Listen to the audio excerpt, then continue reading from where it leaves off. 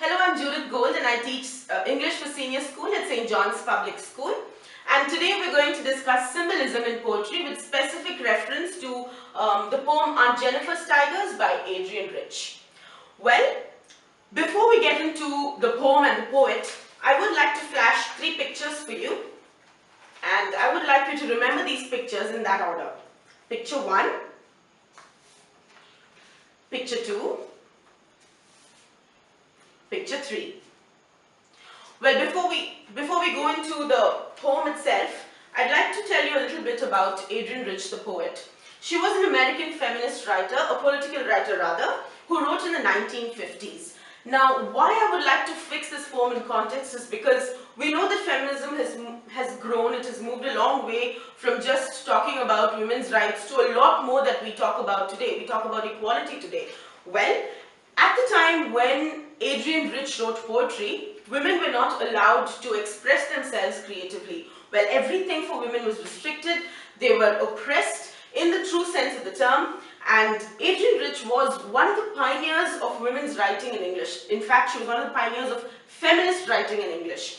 And her poetry, although carried very, very profound themes, she did it without being explicit or without being too complex. So that is why she became one of the favorite feminist writers of all time, and she is my favorite as well.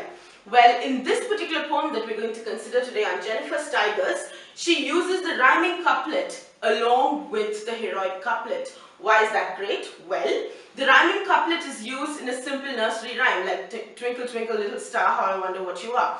But a heroic couplet is used in epics. It was used to sing praise of great warriors. Well, that is Adrian Rich for you. Now, for the reading of the poem. Aunt Jennifer's tigers prance across the screen, bright topaz denizens of a world of green. They do not fear the men beneath the tree. They pace in sleek, chivalric certainty. Aunt Jennifer's fingers, fluttering through her wool, find even the ivory needle hard to pull. The massive weight of Uncle's wedding band sits heavily upon Aunt Jennifer's hand. When Aunt is dead, her terrified hands will lie still ringed with ordeals she was mastered by. The tigers in the panel that she made will go on prancing, proud and unafraid. Well, before considering stanza 1, I'd like to remind you of the first picture that I flashed. The picture of a tiger. Well, that is the first symbol that Adrian Rich uses in her poem, in stanza 1. She straight away, through the speaker, gets us into understanding who Aunt Jennifer's tigers are. Well, she doesn't tell us what the tigers are, and she doesn't tell us how they become Aunt Jennifer's tigers. We have no idea.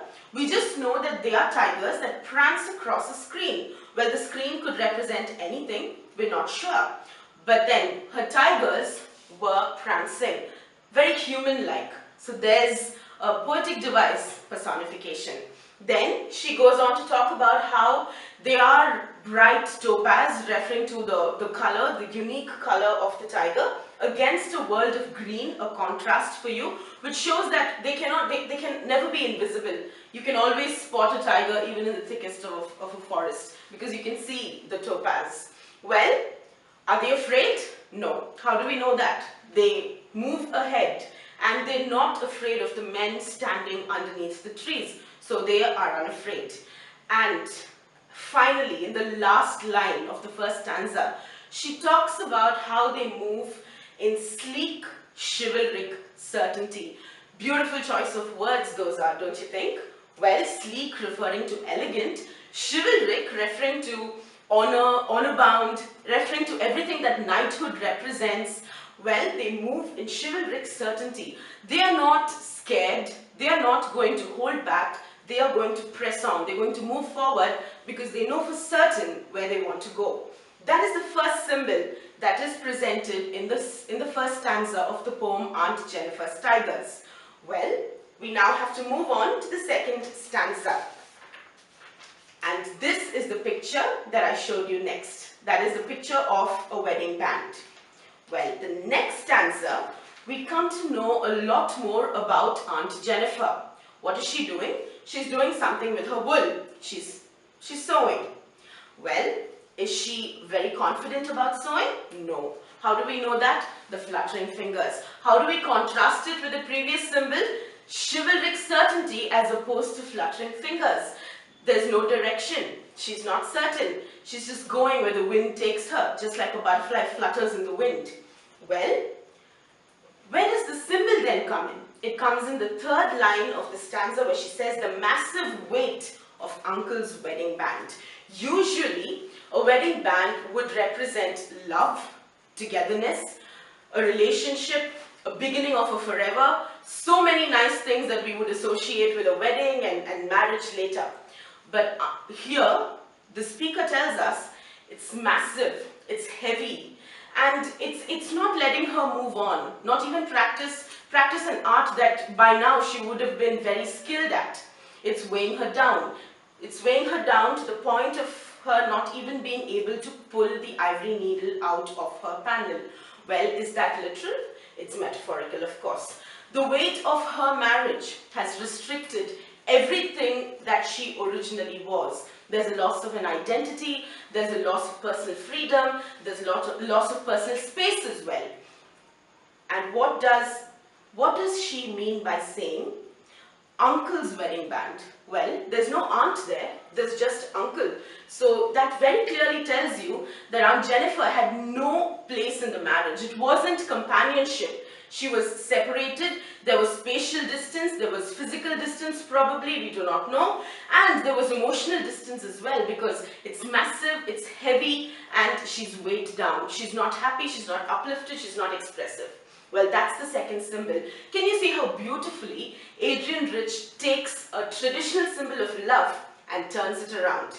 Moving on to the third stanza and the third picture. The picture of an old lady sewing. Well, it is in the third stanza that we actually know that Aunt Jennifer is sewing these tigers. It says when aunt is dead. It's no more Aunt Jennifer, it's just aunt there. It's a restating of the loss of identity concept and her terrified hands. Why terrified hands? Because she's probably afraid. She has a very domineering husband and she's not very happy in the marriage. She has a bad marriage, and even in death she believes that those ordeals are going to haunt her forever. So ringed with ordeals here, metaphorically stating that even in death she will still be in the shackles of her bad marriage. Well, she moves on and she says the tigers in the panel that she made will go on prancing proud and unafraid. Well, she talks about how she has immortalized what she really thinks, who she really was, through her creativity, through her art, through her embroidery that she was so good at. Finally, nobody can take that away from her.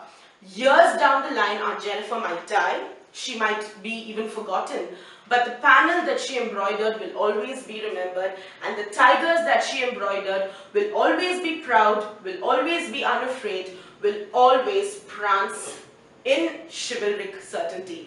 That is who Aunt Jennifer was in reality. And Rich portrays it so beautifully in this poem through terse stanzas, and she talks about how, although patriarchy oppressed, suppressed physically, they could never at any point oppress or suppress the thoughts of a woman. And she immortalized her thoughts through her art. So 3 symbols: 1, the tiger; 2, the wedding band; and 3, a lady doing needlework.